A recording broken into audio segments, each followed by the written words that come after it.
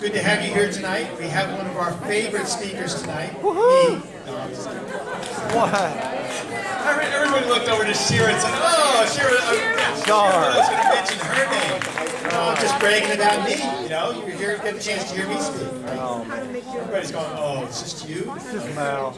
All right. To get us, yeah, thanks, John. Appreciate that. Okay. To get us started in prayer, I'm going to pass the microphone over to our wonderful Edie. Just stop it, man. Shall we stand to honor God?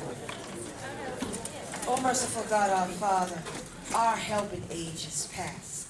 I will lift up mine eyes unto the hill. Whence cometh my help? My help cometh from the Lord, who made heaven and earth. Behold, he will not allow your foot to slip. And Lord, there have been days this week that we thought we were going to fall right down into the abyss of sorrow, into the abyss of depression. We thought we were walking through the valley of the shadow of death, but you let us know this week that it's just a shadow. It's not death, it's just a shadow. Thank you. You rescued us one more time. You rescued us and brought us to this place where we are tonight. We want to thank you for CNM, because here we get people to help us with our resumes, with our elevator pitches, with our financial planning, with our other things that have to do with the job search. So this is an island in an ocean of turbulence. All the economic turbulence around us rages, but we know that if we depend on you and use the facilities and make friends of the people that you have set in our lives for this season, we know we're going to come out okay. You've set before us a servant tonight, a choice handmaiden, and we just thank you for her presence tonight. We thank you for bringing her to us tonight. We want to learn. We want to get wisdom. We want, most of all, to praise you with our lives. And there's going to be something said, something done, something we see that's going to help us do that. We want to thank you beforehand. And of course, we give you praise. We give you honor. And we give you glory due only to your matchless name. In the name of Jesus. Amen. Amen. While you're all still standing, stand up one more time. So we're going to do something a little different tonight. I'd like you to find a person that's standing next to you, and in the next minute, you're going to have each going to have 30 seconds. I want you to give the person your name, your area that you're looking to get employment in, and then so real quick, and then also what was the most fun thing that happened to you this past week. You only have a minute. Got to give each other 30 seconds. I'll give you a 30-second nod to hand off, but you're going to say hello to each other. On your mark, get set, find your partner, and go.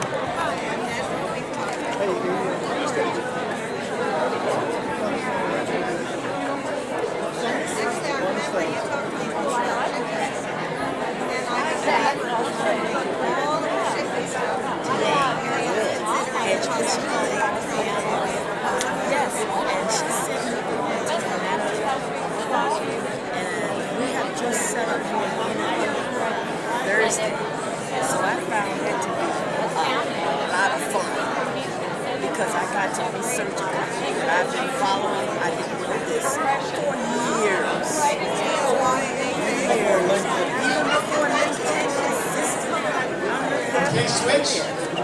What about what is the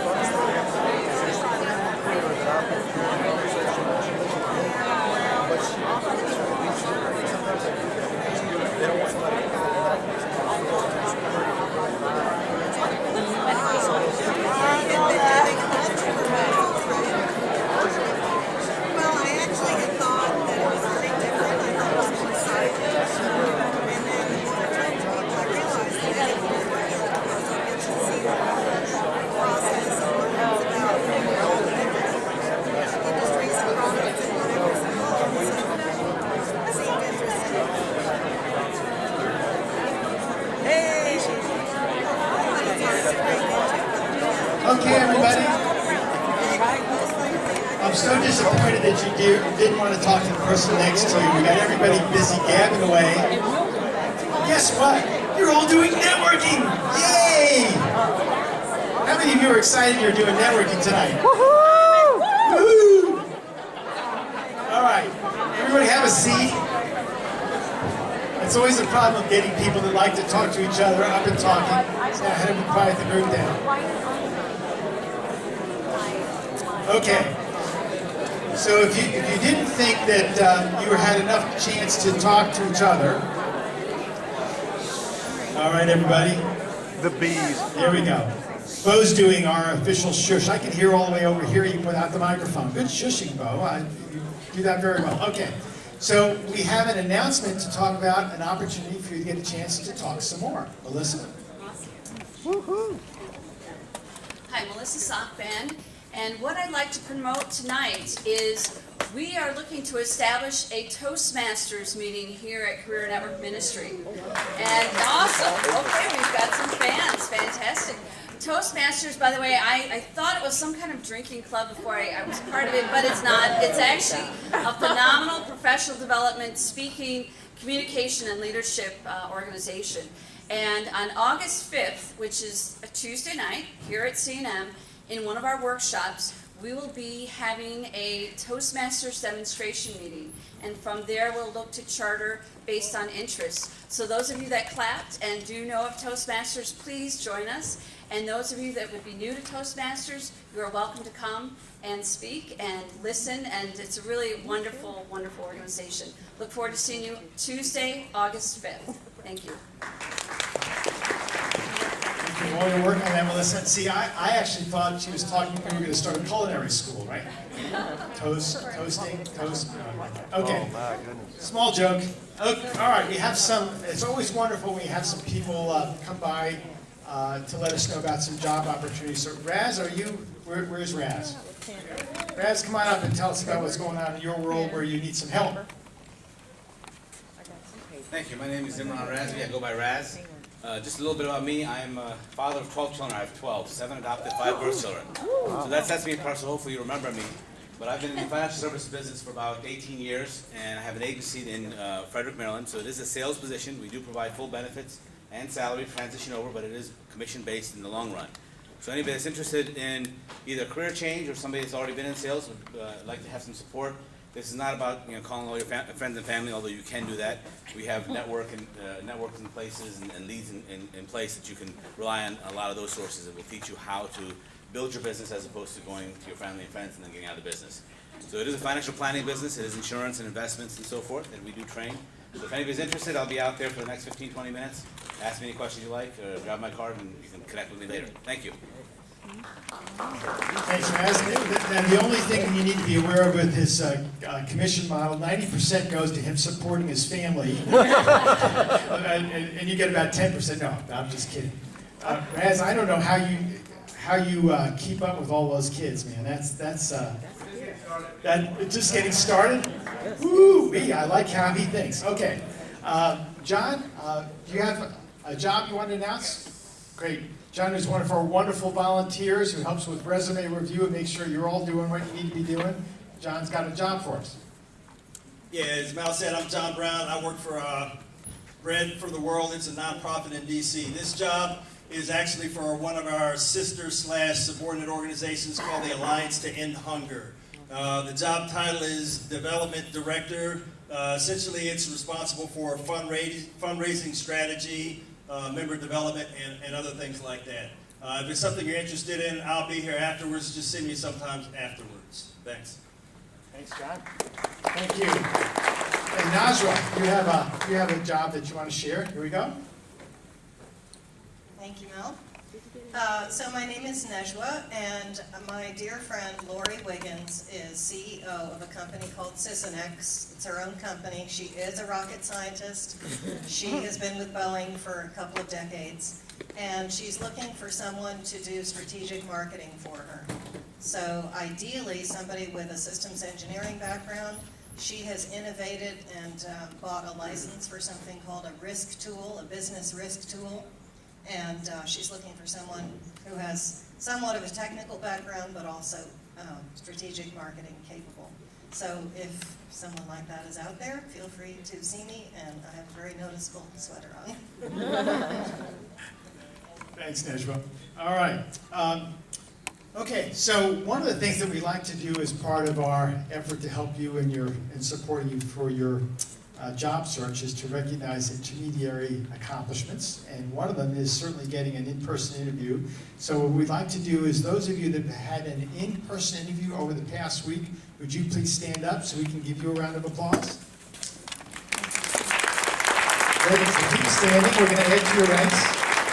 This is like Simon says, keep standing. Okay. The next group, those of you that have had a phone interview over the past week, would you please stand up so we can give you a round of applause? All right, stay standing. The next group, those of you that have at least found one other person that you connect with on LinkedIn, or you've met at a networking opportunity that you think is going to help you with your job search, would you please stand up so we can give you a round of applause? All right, now the next group, we're going to keep you standing. Now we're going to add, you won't be able to stand out quite as much, but there's a reason I'm doing it this way tonight. Those of you that have braved coming here for the first time, we know you by the red border around your name badge. You are our first timers, our red badgers. Would you please stand up so we can welcome you for the first time being here with us tonight? Now, while you're all standing, we're looking at some people that are still sitting down. And what do we tell people if you haven't been doing your networking? What do we tell them? Shame, get to work. Okay. Get to work. So what we'd like you to do, getting to work, we're going to have you stand up. So if you'd stand up with us, everybody stand up. Okay? And while you're standing up, we have a birthday celebration tonight. Yes, We'd we like do. you to sing to whom? Okay, this is a real special birthday. She's standing in front of me. She's already spoken to all of us, but she has a special number coming up, and I think we should really recognize her birthday. Our prayer warrior, Edia. Yeah. So shall we start singing happy birthday to you? Happy birthday to you. Happy birthday, dear Edia. Happy birthday to you.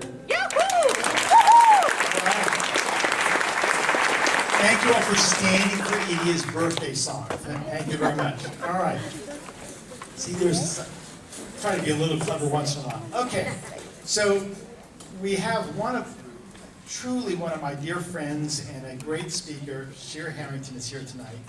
And I still remember, I'm trying to think how we got put together, but that's right. Someone who's actually, I was like, whoop, there's good timing. Silence your Who phone. should know how about silencing their phone? It's your Shame wife. on you. My goodness. Who's calling you? It's actually my sister who is going through some very mental difficulties right now, so you can say a prayer for me and help her along. But that's a whole other different story. So, but one of the things that was amazing, someone who was on the board with me for the American Society for Training and Development, which is now the American ATD, it's been renamed. It's ATD. ATD. Yeah. Haleli put me in touch with Shira, and Shira, who has an amazing career in career coaching, executive recruiting, also has a neat nonprofit she's getting ready to start to help baby boomers in the new economy. Found out that Shira actually did some one-on-one coaching, and I thought I could handle doing that with Shira. And she met with me up in the cafeteria here, and actually, through all of her interesting questioning and helping me understand what I thought I would want to do when I grew up, brought me to tears. Told me I'm my business dad. She gave me a nickname. And that was the start of a wonderful relationship, and she then started coming here and giving us presentations, and it's just been an amazing run. She's one of our favorite speakers, so please welcome Shira Harrington.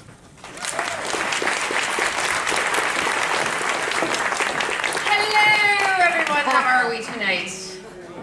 Fine, guys, ready for picking. Ready to brand yourself? Okay. So Shakespeare said, "What's in a name?"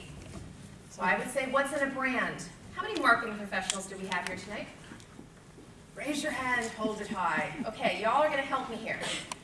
Why is a corporate or organizational brand important? Why is it important for a company or an organization to have a brand? Visibility and recognition. Visibility and recognition.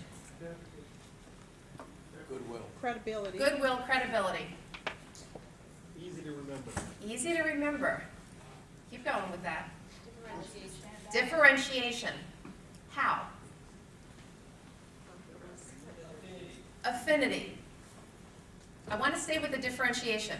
In what ways could a company or an organization differentiate itself?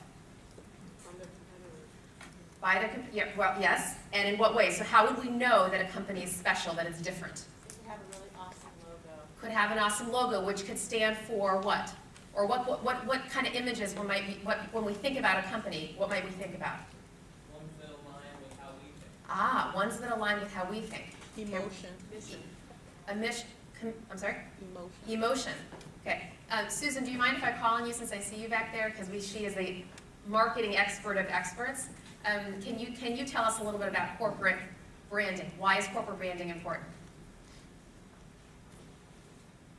Sorry to put you on the spot, but not really. Hello?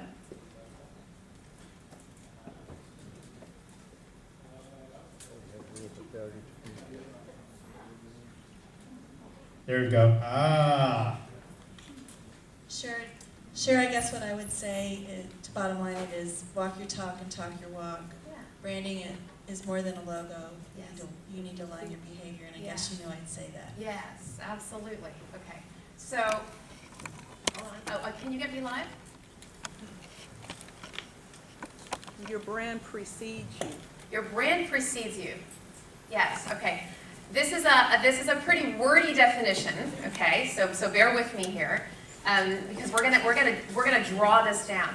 Brand is a known identity of a company in terms of what products and services they offer, but also the essence of what a company stands for in terms of service and other emotional, non-tangible consumer concerns. For example, is the brand the most economical?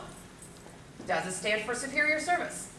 Is it an environmentally responsible provider of XYZ service or product? So as an example, when you think of this brand, what do you think of? Cheap. Cheap. Cheap. Yeah, I know. You would say low cost, but yes, right? Automatically. It's not about their logo, right? It's about what they stand for. They walk their talk. Yes. I also think about exploitation though. Well, okay, so there's other sides to brands too, right? Absolutely. We're going to go with the low-cost version. How about that? Shawnee's product. What about this one? The positive brand. Service, yeah, customer service. What about this one?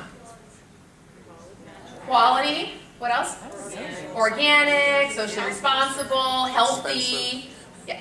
Are these the same? Do they have the same brand? No. No. Distinctive, right? And they're also probably targeting different audiences. Would you agree? Yeah. Yes. Tom's of Maine. They have toothpaste, toiletries. Thank you. Toiletries are organic. They are environmentally friendly, right? But are they inexpensive? Are they low cost? No. Is Nordstrom low cost? No. But do they both have followers? Yes. Plenty of them. Yes. Okay, so they have made their mark very distinctive because they know who their target audience is, and they walk their talk. So now, if we talked about a corporate brand, now what's a personal brand? Again, very lengthy, excuse me for reading. I won't, this is the last time I'll do this. Personal branding is a way of clarifying and communicating what makes you different and special, and using those qualities to guide your career or business decisions. It's about understanding your unique attributes, your strengths, your values, your passions, and using them to separate yourself from your competitors or your peers. In this sense, personal branding means clearly communicating, ready, the unique promise of value that you have to offer your employer or your clients. Has anybody ever considered personal branding as important in your job search? Yeah, it is very important. How important is it? Very important. How many of us do it well? Ha! That's why we're here tonight. Okay, so when we think about personal branding, there are three things I want you to think about. Clarity, consistency, and constancy.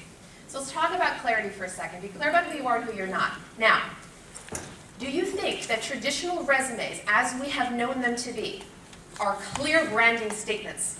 No. No. Why not? Why not? What are they about?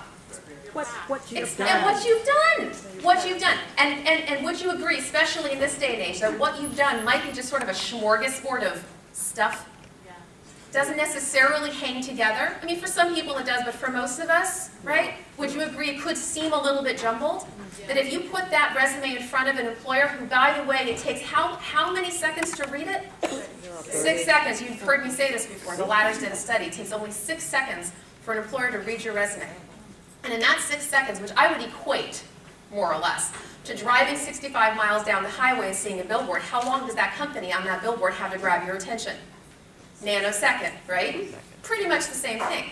They need to quickly, usually in an image, maybe in a few words, target you. And it's the same thing with your resume. What about your LinkedIn summary?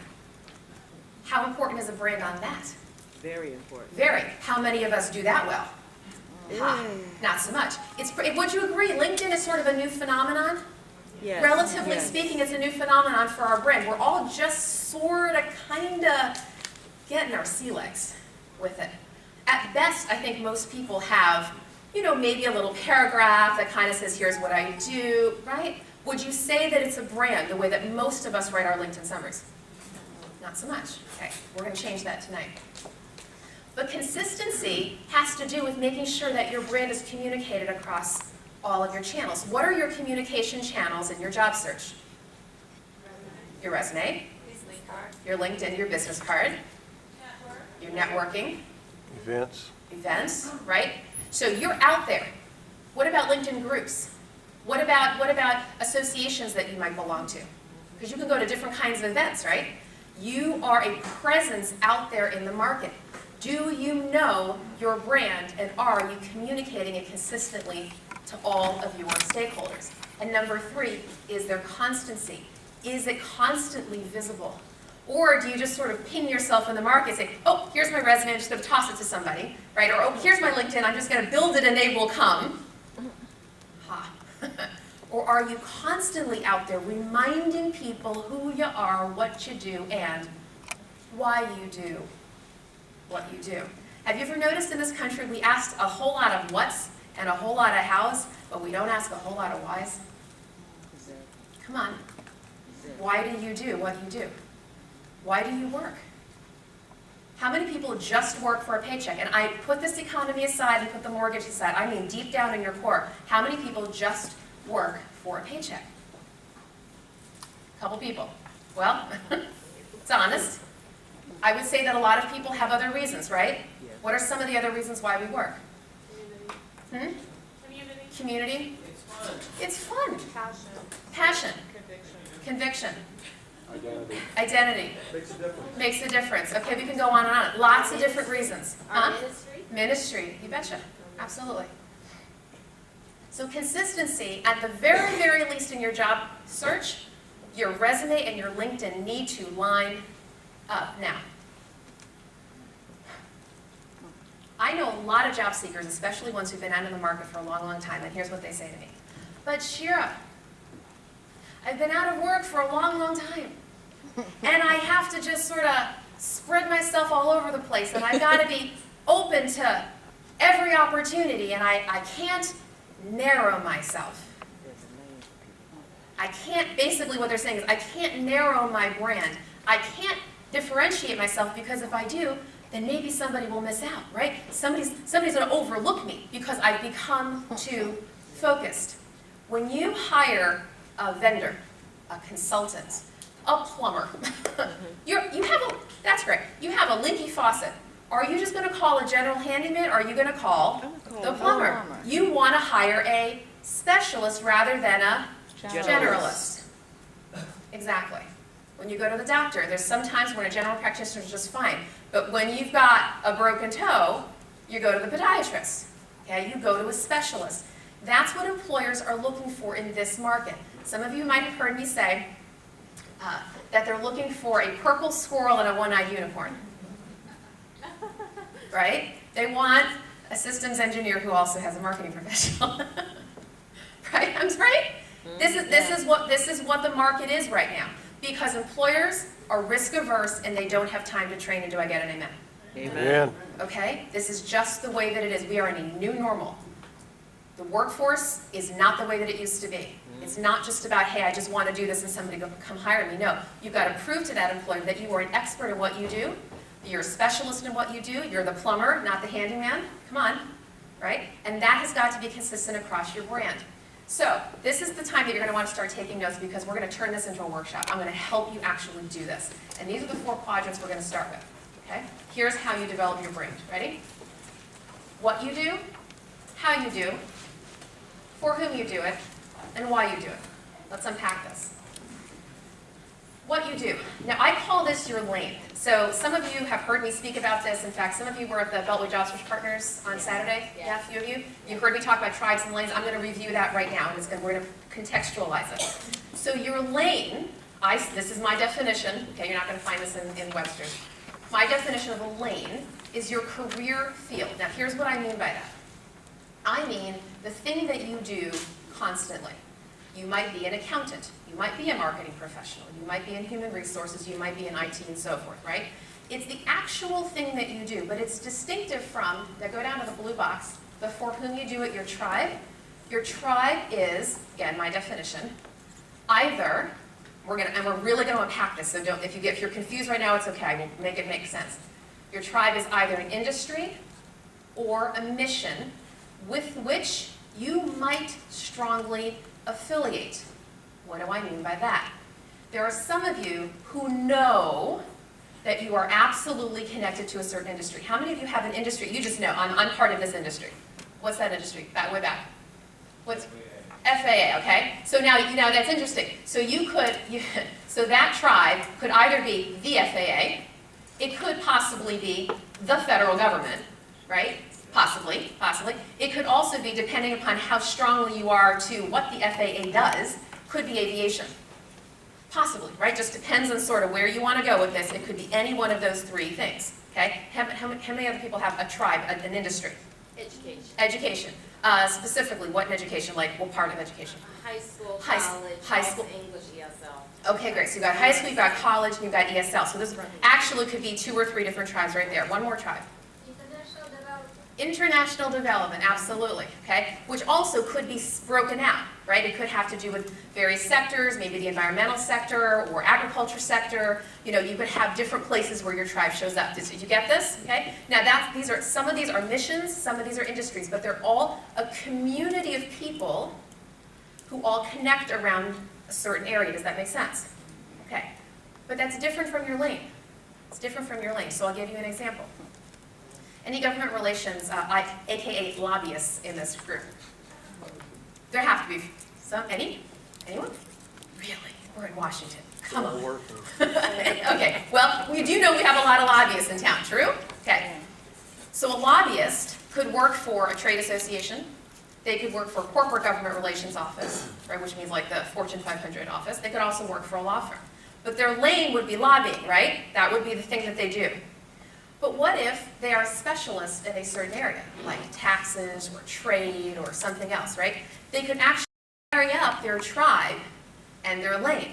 When they're branding themselves, it wouldn't just be, I'm a government relations professional. I'm a government relations professional within the education sector, within the tax or trade or commerce. Does this make sense? You can label, you can juxtapose your tribe and your lane. But guess what? Not all of you have a tribe. How many of you do not have a tribe? You just know you have a lane. You're an accountant, you're a marketing, right? You just do what you do. That's fine too, because that unto itself could become your brand. And we're going to unpack this as we go further. So if you're a little confused, it's okay. I will make sure this all makes sense to you. These other 2, how you do it and why you do it. Now, when you're in an interview, what do they ask you about? What do they ask you in an interview? What do they want to know? Why should we hire you? Why should we hire you? So other than what's on paper, because there's a reason why they brought you in to talk to you, why should they hire you? Give me some, make it personal. What are some of the things, some of the attributes, how you do what you do, why they should hire you, Anthony? Like if you're going to be too expensive for them to hold on to, or if... Okay, so how about how you do it? What field are you in? Do you have a lane? Do you have a tribe? Not necessarily. Okay, give me one kind of job that you might be looking for. Real estate? Okay, so if they were going to hire you to be a real estate professional, what are some of the qualities that you might have to exhibit? Might you have to be good with people?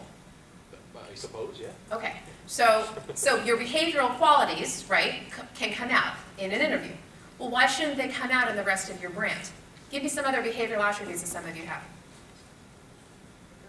Good communication. Good commu- They want to know what you can do for them. Yeah. That you're going to solve some of their problems. For sure. Now, would it stand to reason that if you are an expert in your tribe or an expert in your lane, you might have some extra value to give to that employer? Might it be a good idea to actually communicate that extra value in your resume and in your LinkedIn summary? Rather than just saying what you've done, explain how you've done it and how you've made a measurable impact on previous employers. Might that be valuable? Might it also be valuable to take it even to another level and to tell people why you do what you do? Is anybody here on a mission? A mission. What's your mission, Gideon? Touch as many people I can with the kingdom of God. Touch as many people you can with the kingdom of God. That's it. Yeah. So no matter what you do, that's going to Occupation. come through your life. Yes. Okay? Yes. So there's people who are in ministry, but there are people who actually have a mission also within their tribe. Anybody, international development, may I ask what your mission is?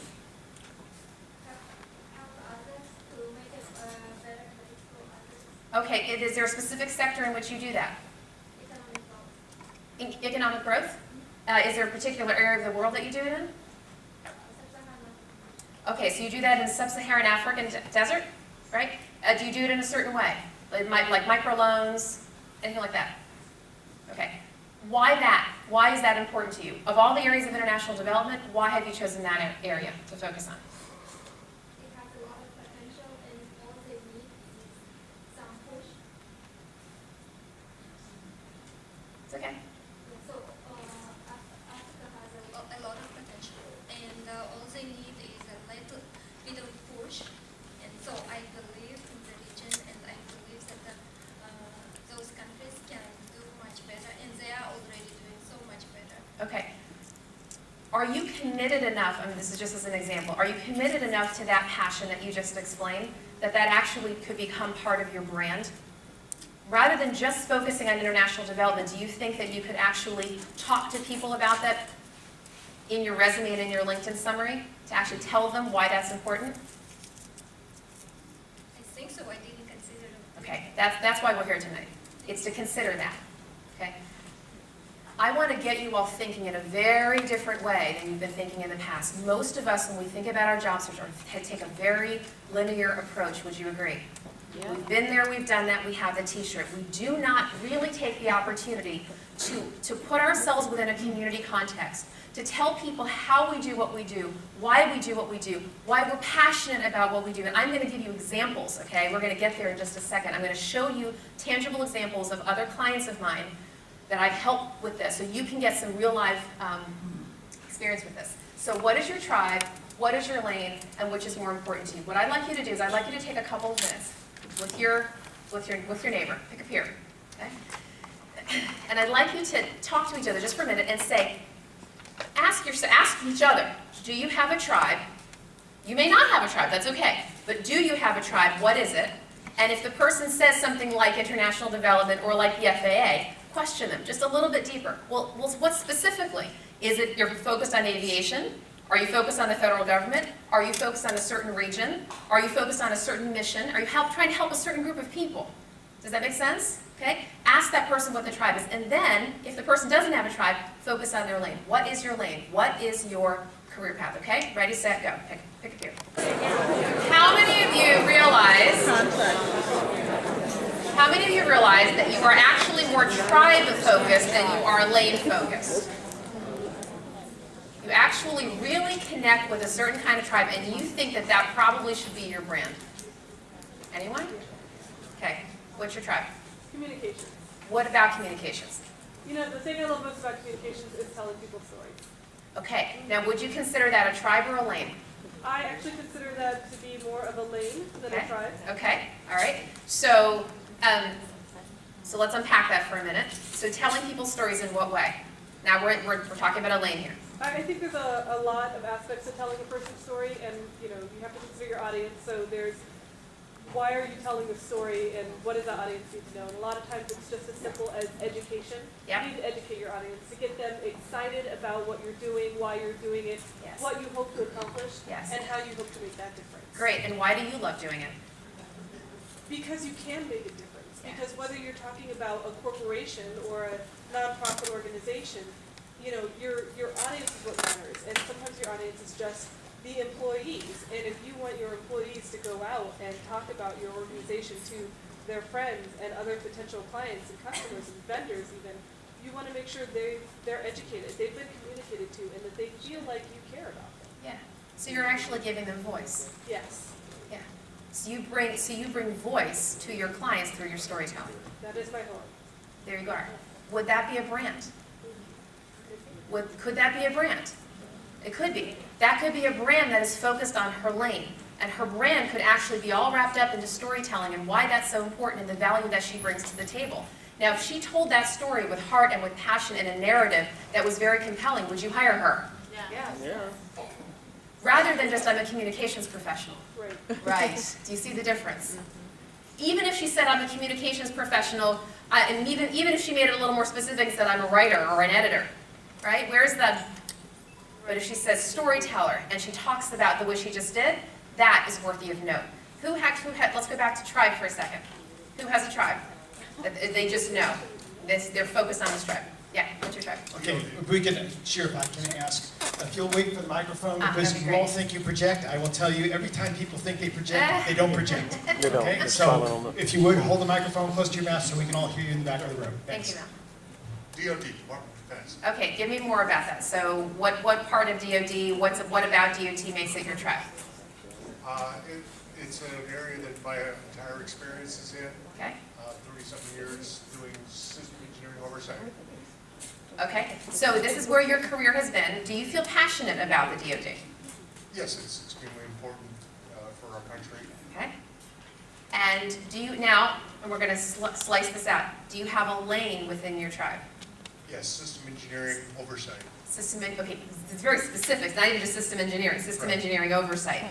Is that something that you're passionate about? Yes. Okay. Would it be safe to say that if you were guided in the right way, you could actually create a little narrative that would describe not only what you do, which is the systems engineering oversight, but where you do it and why that makes a difference? Yes. Right? If we understood the impact of his work on the defense of our country, do you think that we would hire him? If we got to his heart for why he does what he does in the defense of our country, would we hire him? Yes. Okay? It's more than just saying, I have experience in the DoD. It's more than just saying, I'm a systems engineer. It is actually coming to a place of heart, coming to a place of why that makes your story compelling. If we talk about storytelling, that's actually what we're talking about here. We just talked, right? This is it. This is all about telling your story. What I want to do is I want to give you some very concrete examples. And I'm going to spend, if you give me permission here, I'm going to give you some very specific examples of resumes and LinkedIn profiles that marry up. Some people here, I just chose a handful, are very tribe-focused. Some have a combination, and some are very lane-focused. And if you don't mind, we're going to spend a little bit of time. Can we spend a little bit of time on this? Sure. Okay, I really, really, really want you to get this. Okay, so I'm going to first start with Margie. Now, Margie is all about her lane. Now, this is the resume that I did for her. I want you to look at the title. K-12 Education Program Development. This woman is actually a reformer, and we're going to see that in her LinkedIn summary. She's an education reformer. I know we had a woman here who was also into education. Oh, sorry, you moved. Yeah, that's right. I'm right. Yeah, so also into education, right? Right. This is somebody who is absolutely committed and passionate about her tribe. So she's an education reformer, passionate advocate, working to prepare every child for success in the 21st century using change leadership, comprehensive programming, and strategic planning. So that actually tells her tribal story that she's a reformer, but how's she going to do it through her lane? Okay, she's actually been an assistant principal. She also believes in interculturalism. She's also a capacity builder, and you see all of the competencies that are down here. This pulls together her brand. Can you see that? Isn't this just different than saying, that she's an assistant principal for Bethesda Chevy Chase High School. This tells a story, doesn't it? And the rest of the resume goes through all of her competencies, right, as it relates to her brand. Now, let's go to her LinkedIn summary. See how it all comes together, okay? So this is what I wrote for her. But came from a place of heart. But this is, again, very, very tribal. She's a reformer. I'm going to read this to you. I'm going to take the time. You got to get this. K-12 education must adapt to a new normal. Leaders need to learn how to shift from school management to instructional leadership. Teachers need to shift from teaching content to training on critical thinking. All students, no matter their socioeconomic circumstance, need to shift their learning, shift from learning subjects to being collaborators and influencers across wide world networks. I am an education reformer who believes that intercultural education is the key to success in our global economy. My vision for intercultural education: leaders will emphasize globally focused curriculum development and teacher coaching. Teachers will innovatively and creatively teach concepts, not just regurgitate textbooks. Right? Right. Students will be internationally minded and culturally sensitive so they can navigate and negotiate a global world beyond Google. The roadmap: we must first acknowledge that we have a problem that's worth taking risks to solve. We must do what needs to be done and stick with the plan. Lasting change takes time. We must bring in SMEs, subject matter experts, who are experts in areas in which schools are not. We must unite all the stakeholders so that we're marching in the same direction. Now, my story. So now we take it from her tribe, from her being a reformer, down to her as a person. I'm committed to the hard work of education reform. We owe it to our kids and to the world. I'm a lifelong learner and believe that innovation is the key to progress. I see no as a challenge to ask, how about? I believe that building trusted relationships gives people a safe space to change. I influence by clarifying intent, gaining buy-in, and communicating the value proposition to every stakeholder. And finally, I believe in my core that change is possible if we remember we're on the same team. Would you hire her? Do you get her heart? Is this consistent? Right? Does this make sense? Okay? It's clear. It differentiates her. It's that she's picked her tribe. She's telling the world, I believe in this to my core. Now when somebody interviews her, do they have something to talk about beyond just her resume and her key competencies, right? Okay, I'm going to pick another one. Carrie. So Carrie Gorel, this is actually a combination, tribe and lane. Okay, Carrie Gorel is an association executive. So actually, right there in that statement, so mission-driven association executive, what that actually means is her tribe is what? Associations. But she's a chief executive, so that's her lane. Okay, you see very, very quickly that comes together. All of her competencies are up here, right, to show what she does and how what she does. This does not show how she does it, it says what she does. Then, again, going down into her resume, we can see how she's done it in the past, with all of these competencies labeling each of her accomplishments. Now, not only is she an association executive, she actually works for a professional society. Now, let me explain to you very quickly for those of you who don't know associations. In associations, we have trade associations and we have professional societies. A trade association has member companies. A professional society has individual members. Okay? So she works for professional society. So, her summary talks about first her tribe, then who she is as an executive in her lane. Innovation is the essential ingredient for the survival of professional societies in the coming decades. Now, you have to understand, this is someone who understands her tribe. You get this. She understands what the challenges are. She's able to speak to the State of the Union. Older members are reevaluating every dollar spent, and younger generations are seeking their professional connections outside the rubric of traditional membership associations. With declining membership and changing paradigms around the definition of community, societies, meaning professional societies, must continually ask themselves, how are we relevant? So she has just hit right to the core of what the problem is for professional societies. If the mission of our organization is worthwhile, I believe we must adapt so we can continue to serve. Now we get into her lane. As an association executive, I am passionately determined to help my board navigate the winds of change to sail into the future with confidence. my leadership philosophy, and the rest of this is all about her lane. My leadership philosophy, I am curious to take calculated risks balanced with robust research. I know how to connect the dots. I drive results through measurable success points, accountability, and trust.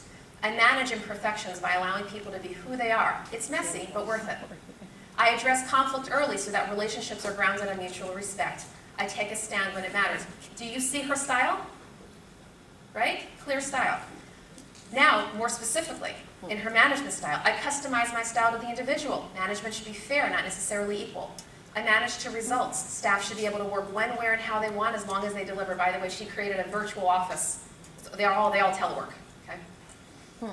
Yeah, I know. She's pretty innovative. I put on the brakes when emotions run high. Sometimes 24 hours can make all the difference. I believe that no is just a sign to change course. I believe that options are often better than absolutes. I encourage my staff to fix problems as they arise, and I empower my staff to innovate. And all of her skills are down at the bottom so that people can find her by her keywords, but when they find her, they actually know her story. Are you getting this? Yeah. Does this make sense? Is this a different way of thinking about your brand? Yeah. I want to give you one more. And then we're going to get into the homework. We're going to bring it right in here. We talked about marketing. Here's a chief marketing officer. Okay? Now, he is a lane guy, meaning he's all about being a marketing strategist. He is not connected to a tribe whatsoever. He is tribe neutral, okay? He can go just about anywhere, but he's very, very into his tribe, meaning he's into what he does.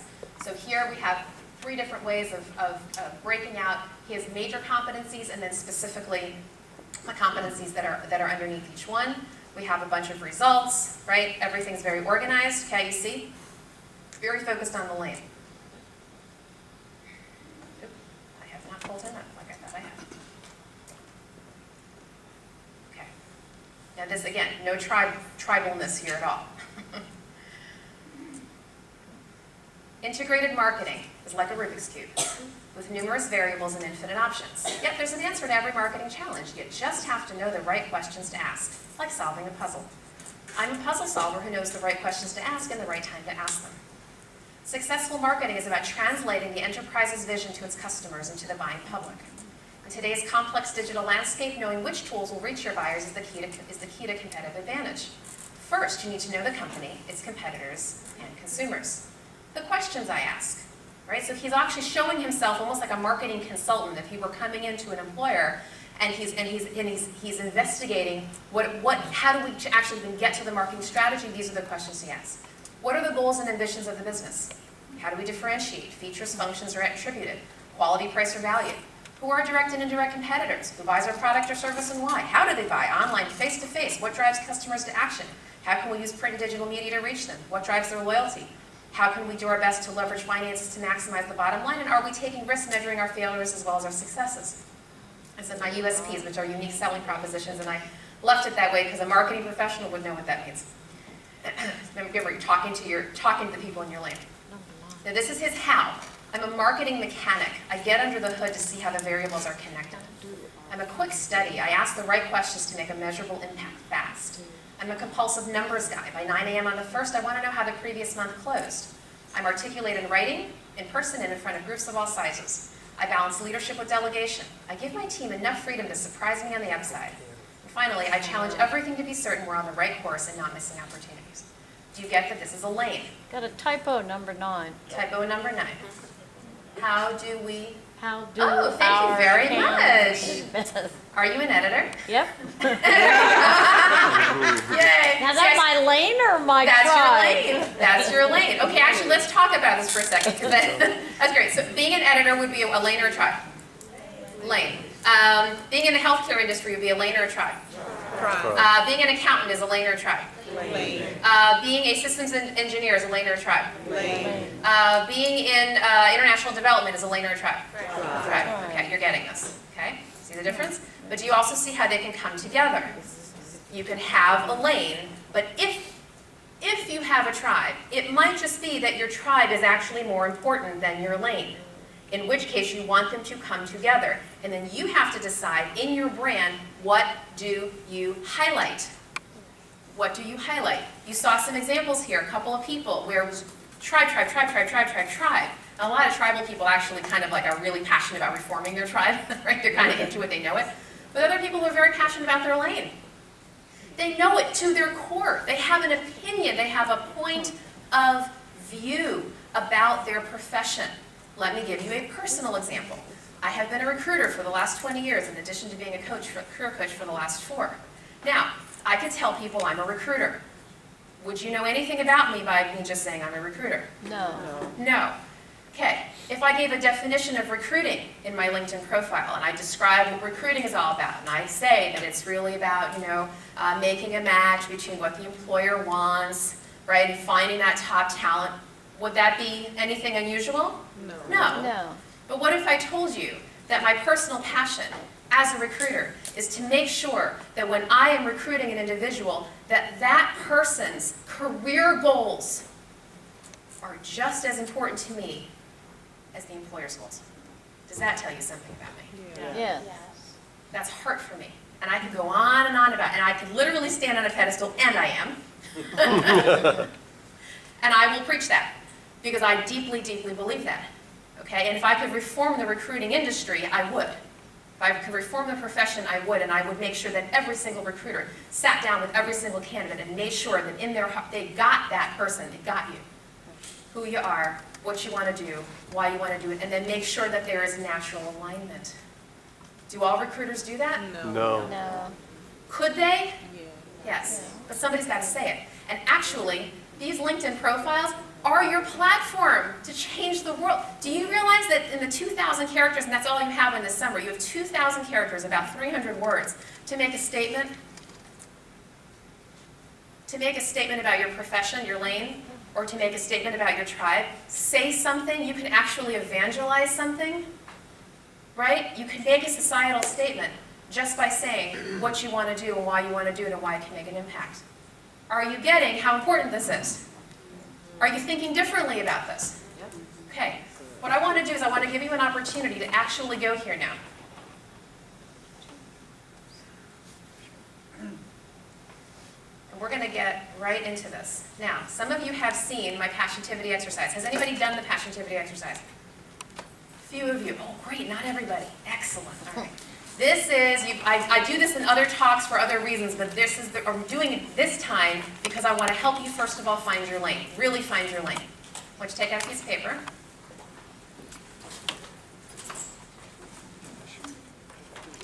And on that piece of paper, I'd like you to split it into 4 quadrants.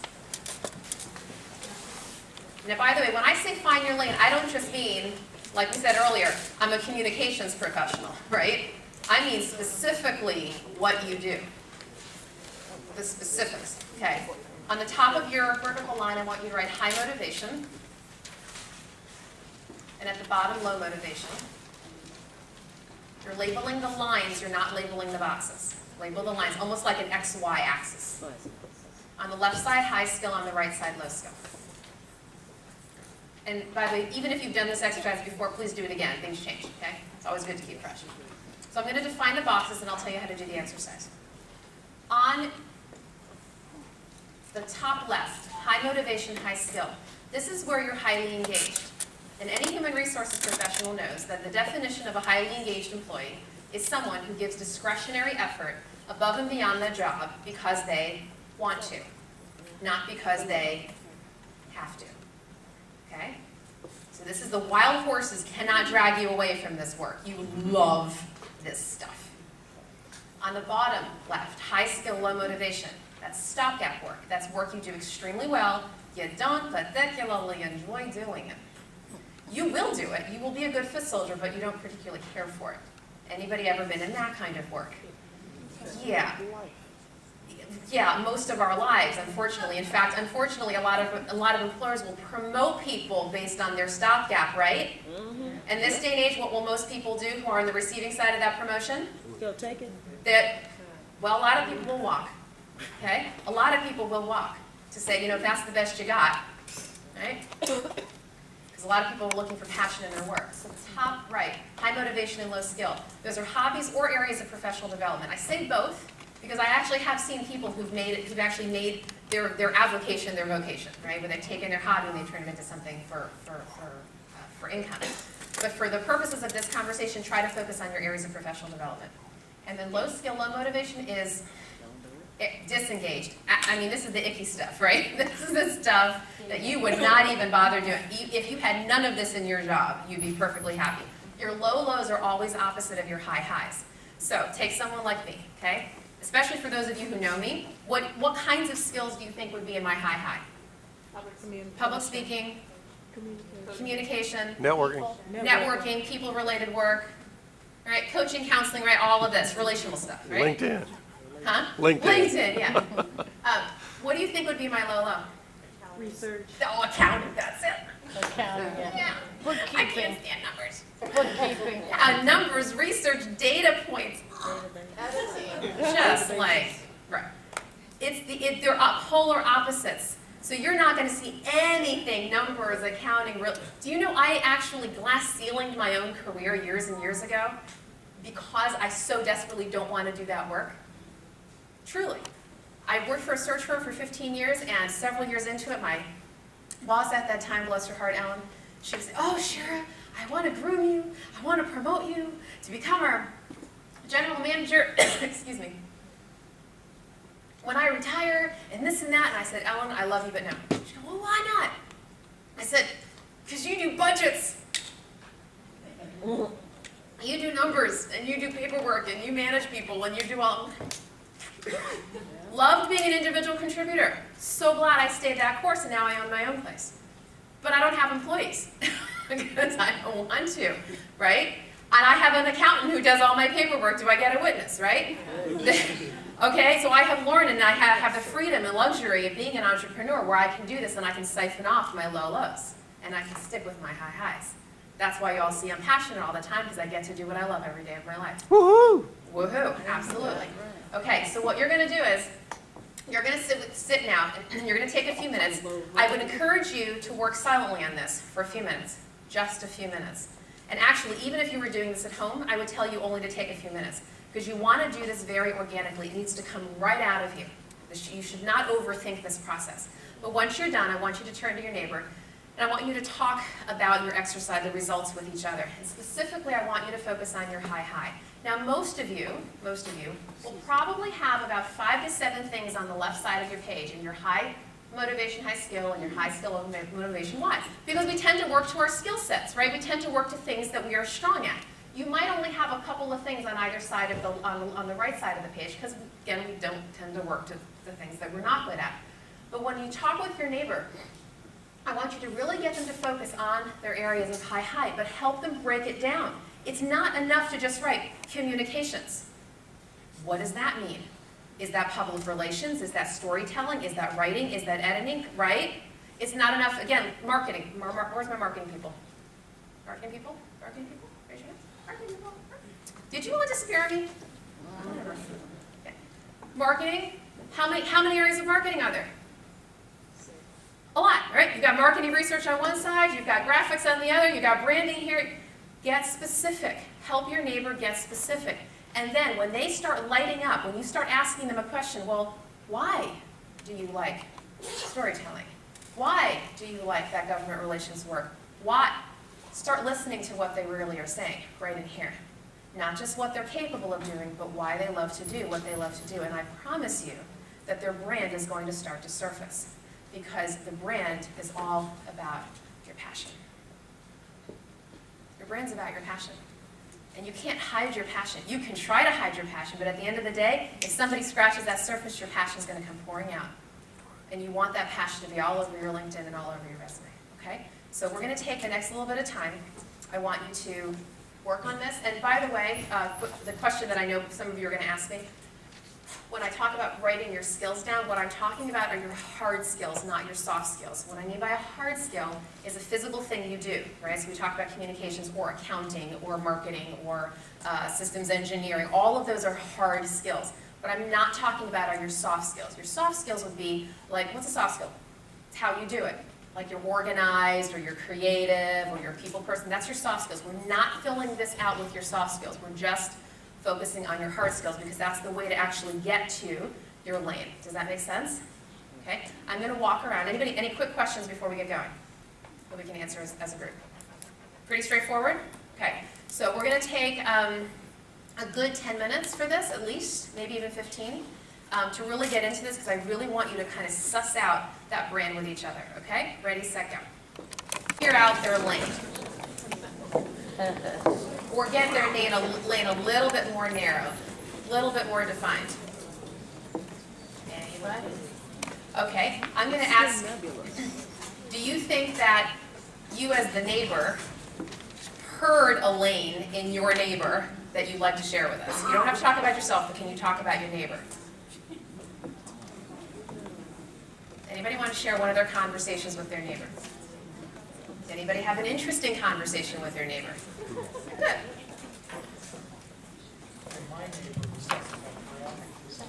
Can I think that where it's a little bit closer to your mic? Put closer to your mouth? No, it's not working. Yeah, my neighbor was talking about graphic design. She seemed like a very talented person, and could handle that. She had a portfolio, samples of her work. Come on, someone here should be hiring her. So wait, in your conversations, did you talk more about why she likes to do graphic design? I could tell just from the conversation, Okay. there was a passion in her life that she really liked it. Yeah. Did you know why? Or is there something about how she was describing it that made you sort of like, how did you know she was passionate? Well, you could see. You can look in her eyes, you can see the sparkle in it, you can see there's an innate capability there. Okay. That's what I saw. All right. Very good. Very good. Who else wants to talk about their neighbor? Who wants to talk about their neighbor? I'll call on you. Need a hand raised. Can you talk about your neighbor? Oh, great. Back in the back table.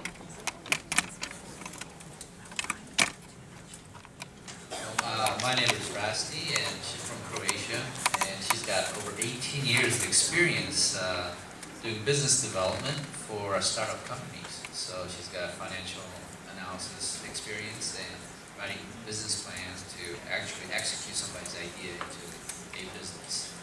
Okay, so let's talk more about. Wait, hold on. Yeah, you have to keep that mic. See how much you have, how deep your conversation went there. So you were talking. So she is a business development professional. Yes. Okay. And so she likes to help people execute their business plan. Is that what you said? Yes. But I didn't hear that she's the type of business professional that does sales. No. Because we know that the term business development can mean a lot of different things. So. Oh, I should reverse the word. Develop business. Oh, develop. Okay. Okay. So I don't know. Do you feel free to take? Are you okay taking the mic? Okay. Yes. Great. So tell me more specifically what you do. Right. What is your lane? And then why do you love doing it? Firstly, because I like to improve something. So when I see a possibility how to change it and improve it, this is a great opportunity to me to help. Okay. And due to that, I'm always more related to the finance and business development because reading the numbers, I can see a possibility to save money, Okay. which I have a great result. Yeah. But it's a little bit strange, but as well I'm very client, customer oriented. I can see, I can feel, I can touch, I can smell, and due to that I can perceive better and present the solution. Yeah, so you're in some regards you're like a business detective. That's right? First time that I hear that, but yeah. Well, but this is what it is. This is what the branding process is about, right? And you're a builder and you're a creator, but you also are able to go in there and really find what the heart of the problem is and pull that out so that the business can become more profitable. Yeah.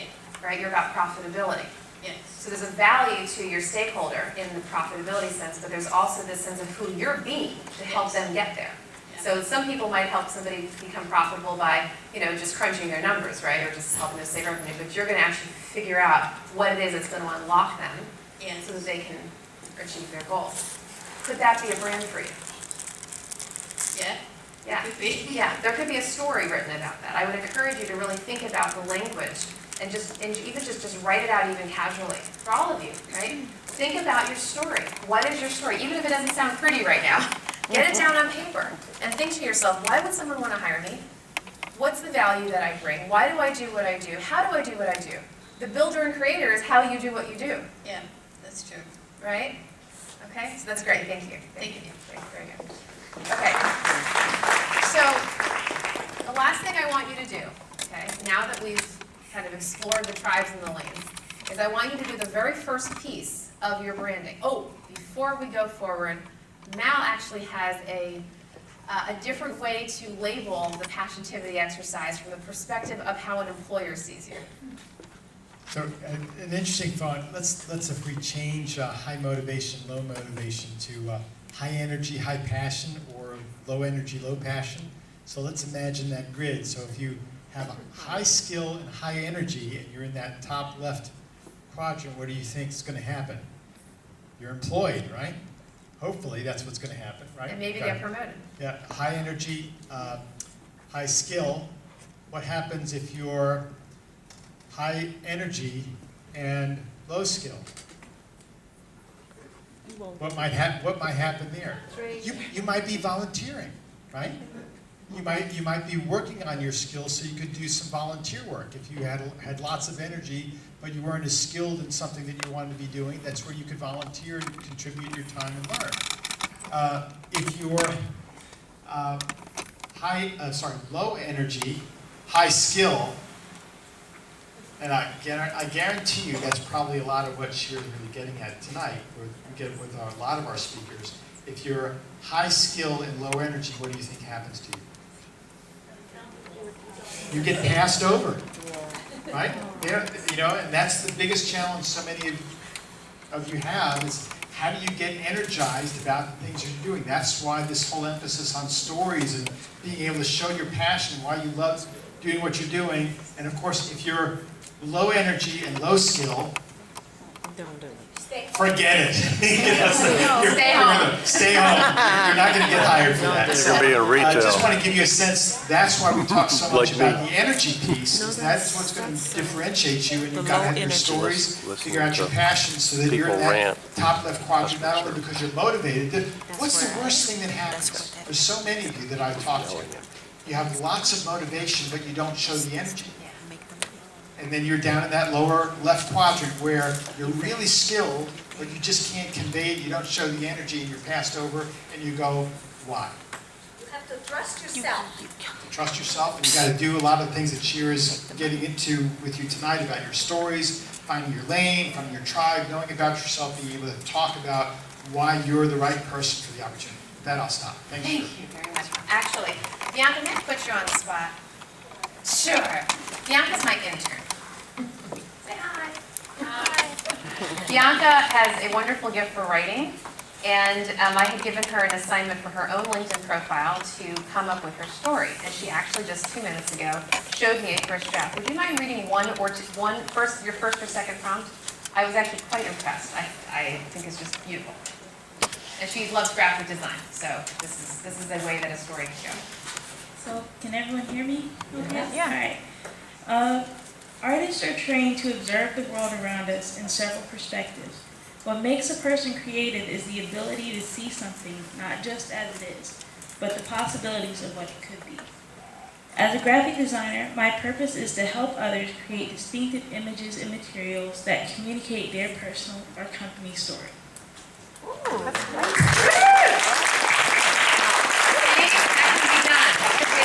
She just wrote that on her. Is that passionate? Yeah. Would you hire her? Yeah. That's awesome. Thank you. That just makes me go.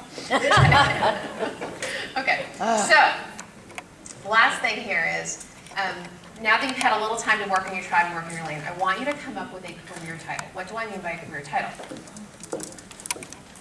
Let me remind you what career titles look like.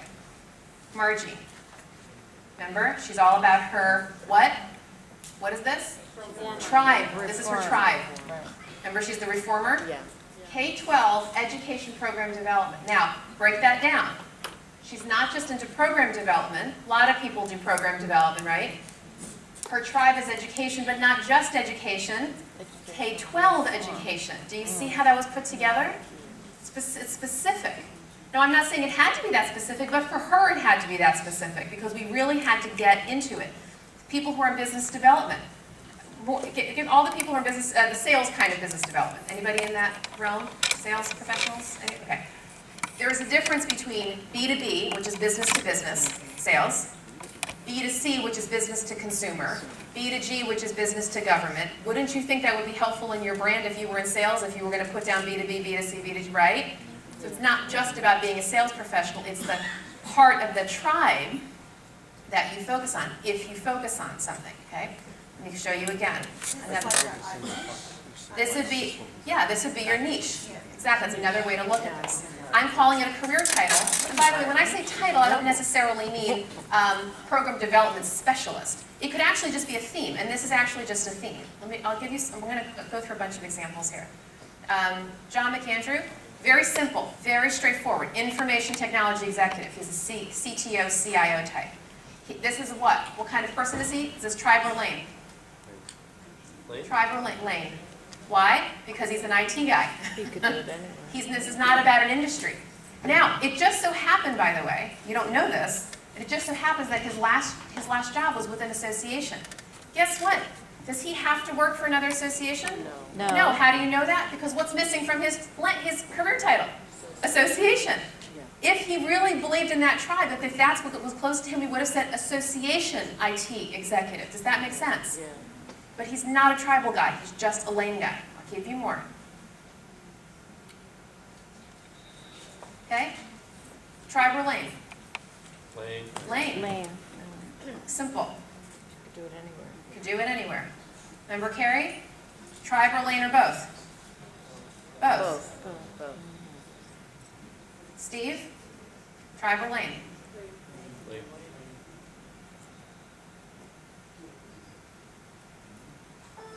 Tribe or lane? Both. Organization development, the servant leadership is actually his tribe. It's his mission. It's his purpose. This is why he does what he does. It's not just OD. It's not just helping organizations to thrive. Servant leadership is where he's hanging his hat. It's what he's done. It's his whole, oh, and look at the tagline. Transformation, transparency, accountability, and humility. That's what it is for him to be a servant leadership professional. Are you getting this? There's lots of different ways to do it, but you've got to really be thinking about, are you more focused on your tribe? Are you more focused on your lane? And what does that mean to you? What do you want to communicate to your stakeholders?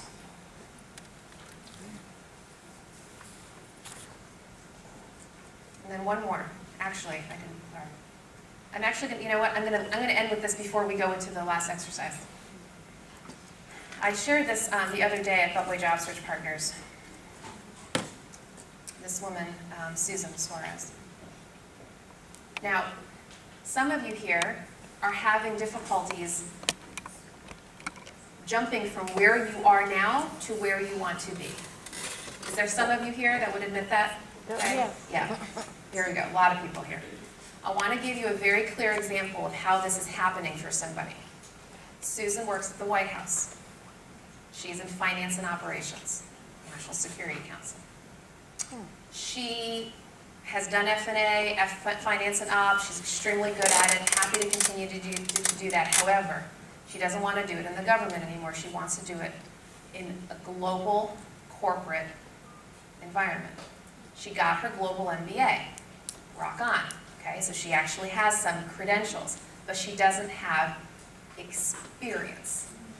So we had to find a way to mesh it to make sure that her brand synergized. And this is how we did it.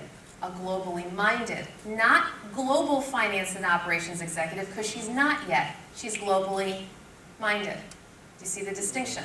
It's subtle, right? It's aspirational for her. And these are the areas that she's interested in: change, leadership, business strategy, executive management. And notice what I highlighted in red: White House experience with exposure to international markets. It's not that she has deep experience in international markets, she's exposed to it. Do you understand? There's a subtlety there. And then in the areas of her competencies, we broke this down to build the brand, to show that in her sectors, in her tribes, she's dealt with foreign policy, international economics. She does have financial acumen, and look at all the international experience. She's been to all these countries.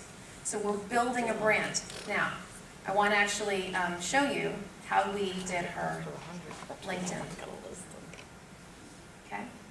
Now, this seemed like the Grand Canyon, and for a minute it was. It was a little bit hard to how do we bridge this all together? Here we go. As the marketplace globalizes, now we're starting tribal, okay? Aspirational, global. As the marketplace globalizes, paradoxically, the world has become smaller. Innovations in technology have bridged the communication divide, allowing cross-cultural businesses to flourish. The prosperity of the United States has instigated growth in emerging markets, increasing opportunities for all. This is her story, ready? From my first course in economics to the completion of my global MBA, I have been fascinated with the interplay of global markets. No wonder. Growing up in Europe on a NATO command, that's where my father worked, my world was international from the earliest stage. My appreciation of cultural synergies led to my White House career, where ultimately I accompanied the president to the NATO summit. The circle was complete. Bridge the whole thing together. My global finance and operations story, and this is how it tracks. During my MBA, I connected with influential global professionals across 4 continents: Asia, North America, South America, and Europe. Working across global teams, I managed cultural differences and learned that companies penetrating foreign markets must be successful at bridging the cultural divide. So it's the MBA, right? We're starting with that. Now we transfer to the White House. As Deputy Executive Secretary of the White House, I participated in the national security and foreign policy process. I now grasp the cultural, geographic, and political differences affecting global business and political decisions. See, connection. The interplay of my finance, operations, and resource management experience within the foreign policy and international economic sectors has taught me the value of our global mission. I've become a strategic finance visionary with a solid measure of risk tolerance, self-assurance, intercultural awareness, and diplomacy skills that will serve global organizations well. The moral of my story, I'm a business diplomat at heart. Wow. It connects. It can connect. It takes time. It takes thought. It takes going deep. It takes understanding what's more important to you, your tribe or your lane, or both. Yep. It takes understanding why you do what you do. It takes understanding what the market is, understanding where you're going. Who are you? Who's your audience? What message do you have to say to them? Every one of you has a story like this. You all do. You need to take the time to figure it out. Is it worth it? Yes. Yes. Okay. I want you to take the next 3 minutes, and I want you to sit there with your neighbor, and I want you to figure out a title, a career title. And when I say title, again, I'm not talking about a title that has the word executive or professional at the end. It could just be a theme, okay? If you're a tribal person, it'll probably just be a theme. But I want you to sit here just for a few minutes and figure that out, because I want you to leave with something tangible, okay? I want you to leave with something you can hang your hat on, something that could possibly go on your resume, or something that could go on your LinkedIn profile, okay? Ready, set, go. I'll be right around. How many of you came up with an interesting career title, or you want to share the career title of your neighbor? How many of you came up with an interesting career title? Would you like to share?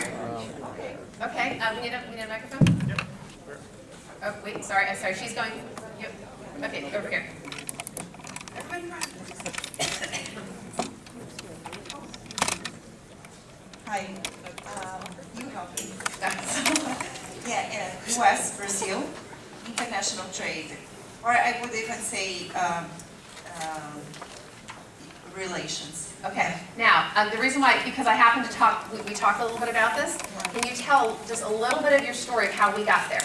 Yeah, I'm Brazilian American, so when I used to live in Brazil, I worked 7 years for the U.S. Department of Commerce, and moving here in 2002, I started working for Brazilian private companies in the region. And a lot of the stopgap work, stopgap meaning high skill, low motivation work that she's been doing has been in what, admin and human resources and things you're not particularly interested in, right? No. But you are interested in external relations, right? So which I worked. So what we talked about is taking her LinkedIn summary and building 3/4 of that summary all about her passion for U.S. Brazilian international trade, because she really understands that space. She's passionate about that space, and she kind of sees what could happen there. By the way, right down here at the bottom, then she can talk about the fact that aspirationally what she'd like to do is external relations and describe what that means. So in her case, her LinkedIn summary would be all about her tribe rather than about her lane. Does that make sense? That's a way to switch. If you've been doing something, right, that you're not particularly interested in, but you have a mission or an industry in which you are passionate about, go ahead and brand yourself with that because you're showing the world how much you care about it. Yeah, by the way, here's how I want to affect change through my lane, but really it's my tribe that I'm focused on. Good, thank you. All right, one more before we go. One more. Great.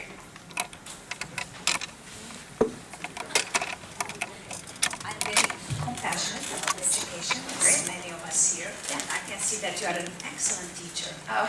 You come and teach in my It takes a teacher to know a teacher.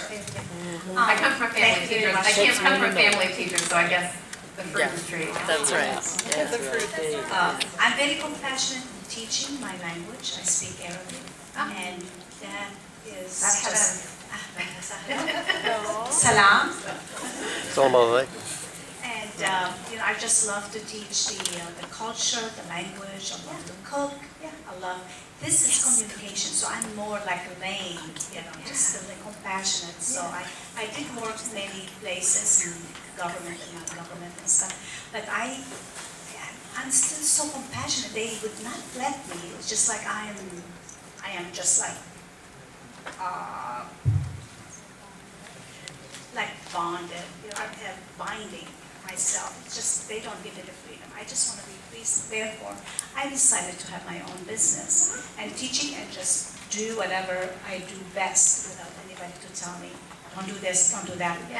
Sit down here, whatever. So the title would be, I like to coach. I like the students to discover, not me giving. Like the old-fashioned way. Maybe a lot of teachers still doing the old-fashioned discovering. Just one thing, everybody, I want you to know that I had a class studying, crazy things that I put the names of the students. I told them, okay, you find your names. I said, we don't know any Arabic. I said, you have to find a way to discover your names. I don't know. One thing I would tell you that it is from right to left. And they sat down by the end of like an hour or so, they discovered their names by, investigating the shapes and whatever. And then I gave them names of cities and countries and things, and they put it together. In 1 hour, 2 hours, they knew the alphabet by themselves without me teaching them. So this is like You are not just a teacher, right? Well, right? Is she not just a teacher? I just coach them and then let them ask questions. That's fabulous. So what's your title? So the title is Arabic trainer, Arabic language trainer. I want to put culture too. Okay. I don't know. Okay. So Arabic maybe language and culture trainer. And then if you were to do in your LinkedIn profile, what are some of the things that might go in there to tell people how you do what you do and why you do what you do?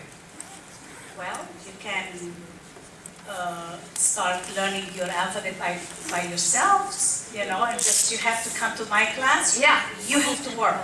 So there's a value to them, and you're actually going to show them in advance what it's going to be like to work with you, right? And I hope that you're going to put your compassion in there and the creative education methods that you use, right? And it's going to be very different. You're not just an Arabic trainer, right? How you do what you do is just as important, and I hope that people flock to your classes. So thank you. And as we come up here, I do not have business cards on me. Oops. So I'm going to put up my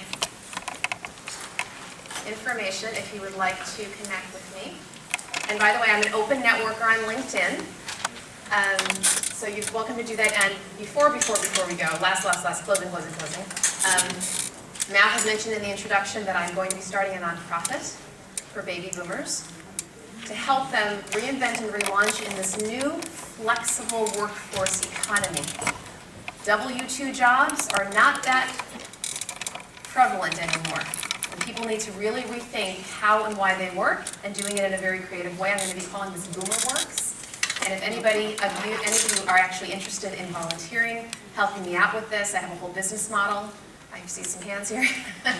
I have a business model that I'm working on right now. Please contact me as I get this up and going. I really believe that this is one of the biggest answers that we have to the plight of baby boomers in this new economy. So with that, I hope that this was helpful.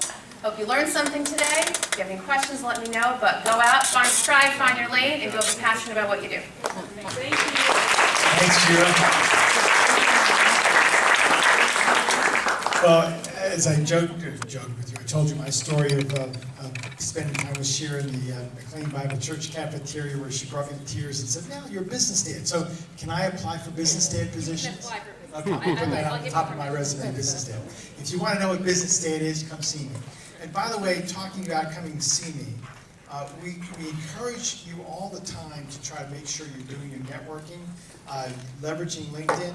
I have a policy that I much prefer that I get a chance to talk with you first before I connect with you on LinkedIn. It's actually even in my notes saying advice on how to connect with Mallard Owen when you go to my profile. And it says that's how I use LinkedIn. I'm not an open networker as Shira is. So make sure when you're reaching out to people, look and see if they have any advice about how to connect with them, because everybody might use LinkedIn differently. But the bottom line is, I'd like to connect with all of you. But I'll only do that if you come up and say hello to me and get a chance to talk, and so I can find out a little bit more about you, so I can really say, I actually know you more than just you Googled my name, if you will, and said, he's an interesting guy, I'll connect with him. So please make an effort to connect with people. You got a chance to talk to some people tonight, right? You interacted with each other. Hopefully you'll connect with each other on LinkedIn, build your network, because you just never know what those people next to you, when you really see their LinkedIn profile, what their background is. As an example, the gentleman I just spoke to tonight didn't know that I'm actually involved with a defense contractor organization I've helped launch about 2 years ago, and it's doing great. He's looking for positions in defense.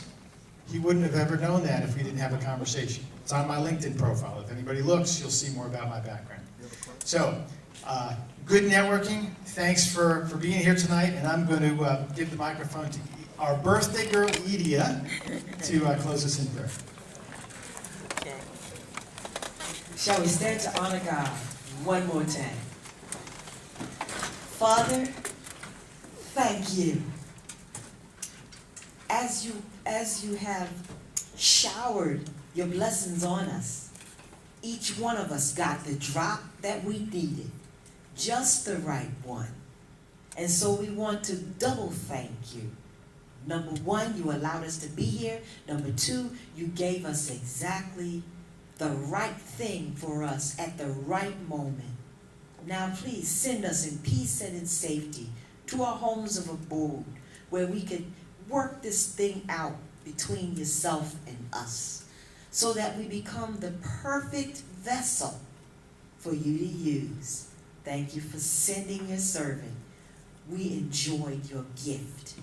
We thank you, we praise you, and we worship you. In Jesus' name, amen.